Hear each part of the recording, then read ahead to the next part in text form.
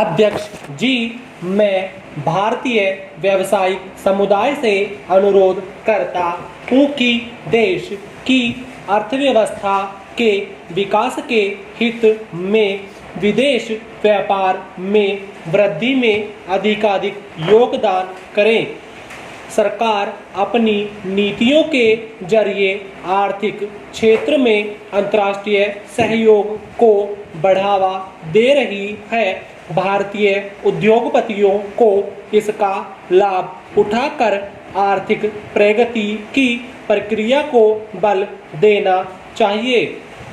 विभिन्न देशों के साथ सहयोग बढ़ने से नई तकनीक के आयात तथा पूंजी की उपलब्धि के अवसर बढ़ गए हैं।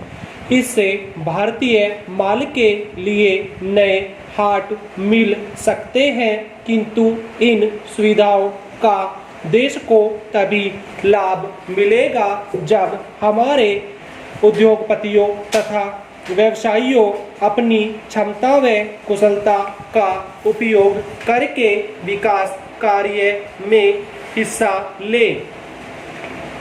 जैसे जैसे देश की अर्थव्यवस्था का विकास होगा, विदेशों में काम करने वालों के लिए हमें अधिक से अधिक अवसर मिलेंगे और आधुनिक तकनीक के आयात की मांग भी बढ़ेगी, किंतु आयात की जरूरतों को निर्यात में पर्याप्त वृद्धि के जरिए ही पूरा किया जा सकेगा। सरकार को अपनी ओर से इसके लिए हर संभव प्रयास करने में मेरा पूरा सहयोग देना चाहिए। विदेशों में संयुक्त उद्यमों की स्थापना तथा उनके सही तौर से संचालन में भारतीय वाणिज्य व उद्योग महासंघ जैसे संगठन बहुत मदद दे सकते हैं। विदेशी वाणिज्यिक संगठनों से संपर्क तथा सहयोग बढ़ाने की भी जरूरत है। साथ ही भारतीय माल को विश्व बाजार में प्रतियोगी बनाने के लिए उपाय किए जाने चाहिए। अंतर्राष्ट्रीय व्यापार में भारत का हिस्सा बढ़ाने के लिए सरकार तथा व्यवसायियों के बीच सहयोग बढ़ाना आवश्यक है। अगले 10 वर्षों में वार्षिक 5% की दर से आर्थिक प्रगति के लक्ष्य को पूरा करने के लिए भारत के निर्यात में वार्षिक 9.12% की वृद्धि होगी। आर्थिक विकास में अंतर्राष्ट्रीय व्यापार का महत्व दिन प्रतिदिन बढ़ता जा रहा है। माननीय सदस्यों, आज भारत की एकता सर्वोपरि है।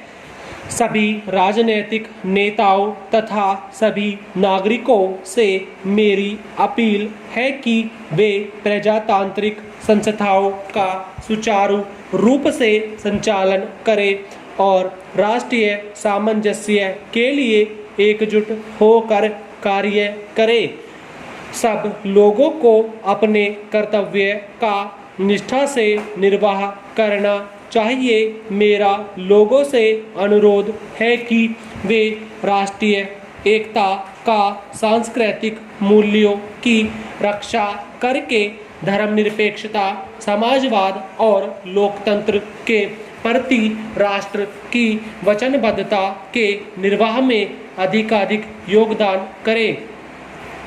पिछले वर्ष हमारे देश की अर्थव्यवस्था में सुधार हुआ है। 7वीं योजना की शुरुआत से देश के उज्जवल भविष्य की ओर आगे बढ़ने का मार्ग प्रशस्त हो चुका है।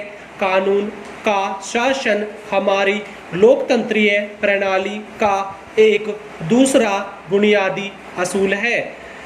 वह हर नागरिक को समान रूप से रक्षा की गारंटी देता है। हमारे देश में कानून के सामने हर नागरिक समान है, इसलिए इसका परिपालन अति आवश्यक है।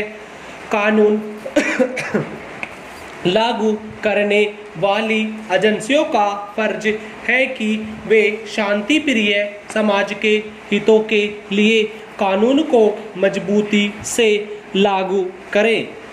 हमारा गणतंत्र सहनशीलता और एक दूसरे के प्रति सम्मान पर आधारित है। यह हमारी लोकतंत्रीय प्रणाली की मुख्य विशेषता है।